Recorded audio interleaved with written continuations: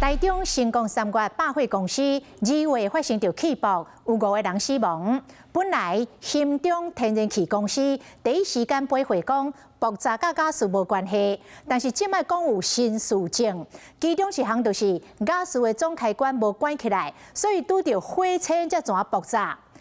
业者阁出面来强调讲，相关的讲法拢是猜测，即摆是侦查的期间无方便表达意见。路边的外墙崩溃，2月13，台中成功3月百货做装修的时发生爆炸意外，造成真侪人死伤。检察官根据消防局的调查报告，佮有相关的新事证，查出当时假事的总开关无关，不过这个总开关应该啥人来关？消防局长是安尼解说。新中瓦斯他把表拆了以后，把它填塞起来，他们的作业流程就结束了。你们家的瓦斯，新中会去帮你关吗？不会啊。消防局长强调，停气了后的相关操作，要看新中天然气公司敢有符合规定。回顾这个事件爆炸弹发生的时，警方甲消防单位无用咧抢救伤者。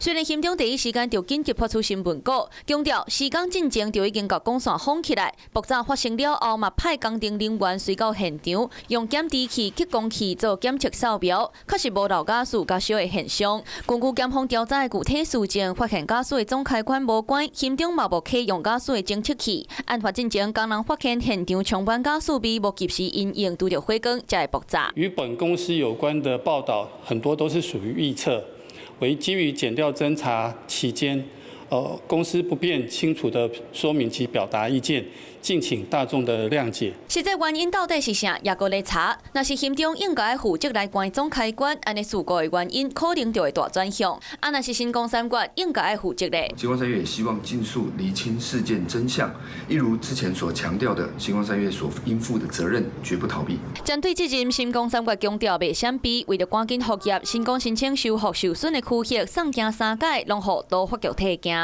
它的那个外墙结构、升降机、消防、瓦斯、水电管线的签证尚不完整。